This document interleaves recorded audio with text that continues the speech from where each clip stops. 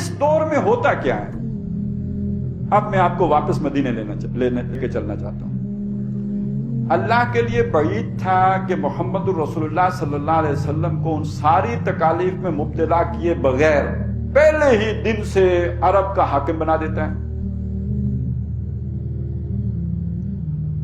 آپ نے بہت تلخ باتیں سنی ہیں، آپ نے اپنے قریبی رشتہ داروں سے بہت اذیتیں برداشت کی ہیں، آپ نے پتھر کھائے ہیں، آپ نے گالیاں برداشت کی ہیں، آپ کے دندان مبارک شہید ہوئے ہیں، آپ نے پیٹ پہ پتھر باندھے ہیں، آپ نے اپنے قریب ترین عزیز جان رفقا کے چیرے ہوئے پیٹ اور سینے دیکھے ہیں، چبائے ہوئے جو ہے وہ دل دیکھے ہیں، کلیجے دیکھے ہیں۔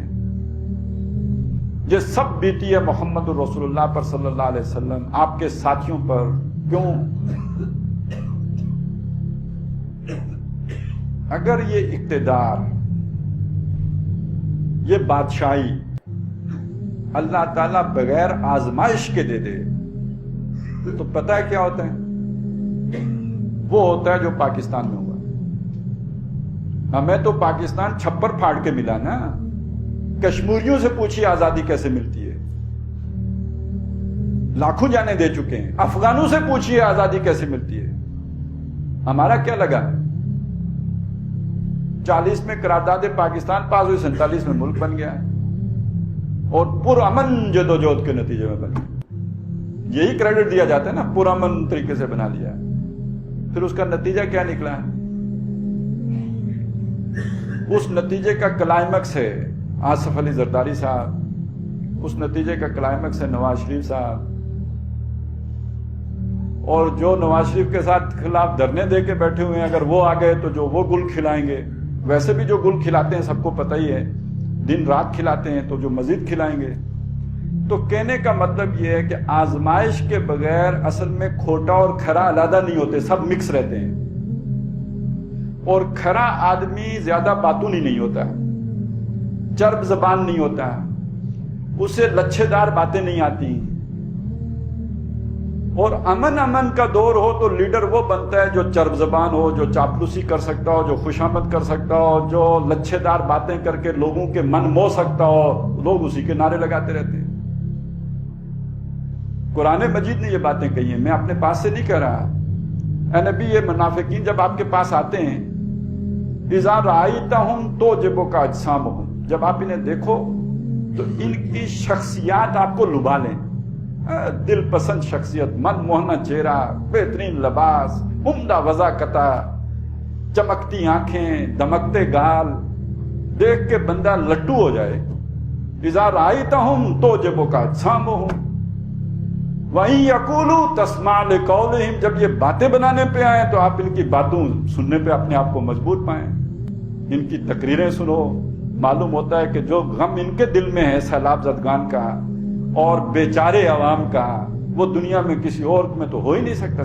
سارے جہاں کا درد ان کے جگر میں ہے۔ خنجر چلے کسی پہ تڑپتے ہیں ہم امیر، سارے جہاں کا درد ہمارے جگر میں ہے۔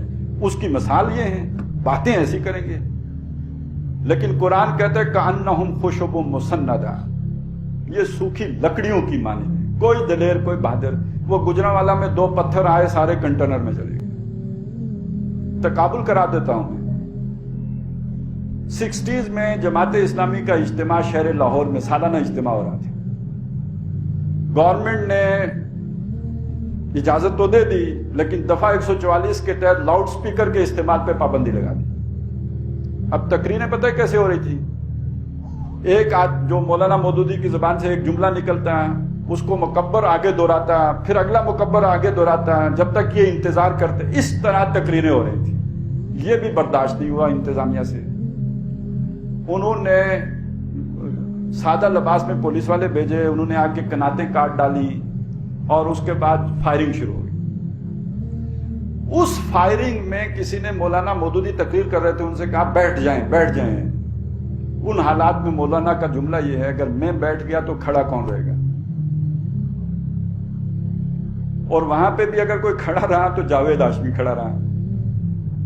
وہ کوئی دن اس نے اسلامی جمعیت طلبہ میں لگائے ہوئے تھے۔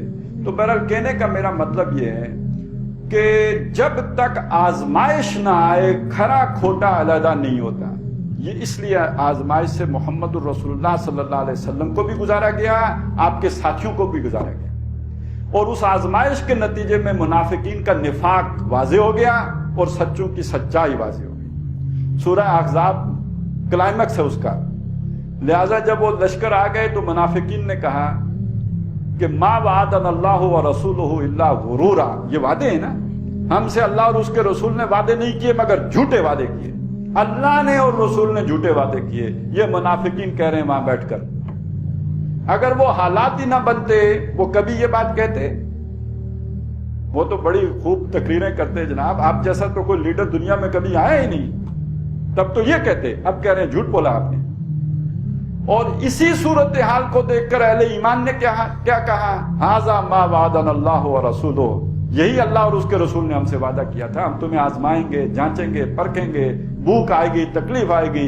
وَلَنَبْلُوَنَّكُمْ بِشَيْءٍ مِّنَ الْخَوْفِ وَالْجُوعِ وَنَقْصٍ مِّنَ الْأَمْوَالِ وَالْأَنفُسِ وَالثَّمَرَاتِ. ہم سے تو یہی وعدے تھے. اور اللہ نے پھر کیا تبصرہ فرمایا ان اہل ایمان کے بارے میں؟ رِجَالٌ صَدَقُوا مَا عَاهَدُوا اللَّهَ عَلَيْهِ. یہ وہ جوان مرد ہیں جو عہد انہوں نے اللہ سے کیا تھا اسے پورا کر دکھایا. فَمِنْهُمْ مَنْ قَضَىٰ نَحْبَهُ وَمِنْهُمْ مَنْ يَنْتَظِرُ. ان میں وہ بھی ہیں کہ جو اپنی نظر پوری کر چکے, یعنی جان جانے آفری کے سپرد کر چکے, اور وہ بھی ہیں کہ جو منتظر ہیں کہ کب ہماری باری آتی ہے اور ہم بھی گردن کٹا کے سرخرو ہوتے ہیں. جو حق کی خاطر جیتے ہیں, مرنے سے کب ڈرتے ہیں جگر, جب وقت شہادت آتا ہے دل سینوں میں رقصاں ہوتے ہیں. جب تک یہ مرحلہ نہ آئے سچ اور جھوٹ نکھرتا نہیں, اور جھوٹوں کو اقتدار اللہ دیتا نہیں. خاص طور پر اسلام کے نام پر جھوٹوں کو اقتدار دے کر وہ اسلام کو بدنام کروائے نہیں, اس سے پہلے سچوں کو لے کے آتے. اب اگر امت کو پوری دنیا کی اللہ نے امامت کے منصب پر فائز کرنا ہے تو سمجھ لیجئے کہ اس سے پہلے بڑی شدید آزمائش آتی, بڑی شدید آزمائش آتی. وہ آزمائش ہے کہ جس دور میں اب ہم داخل ہو رہے ہیں, اس آزمائش کے اگلے سرے پر امامت کبریٰ منتظر ہے.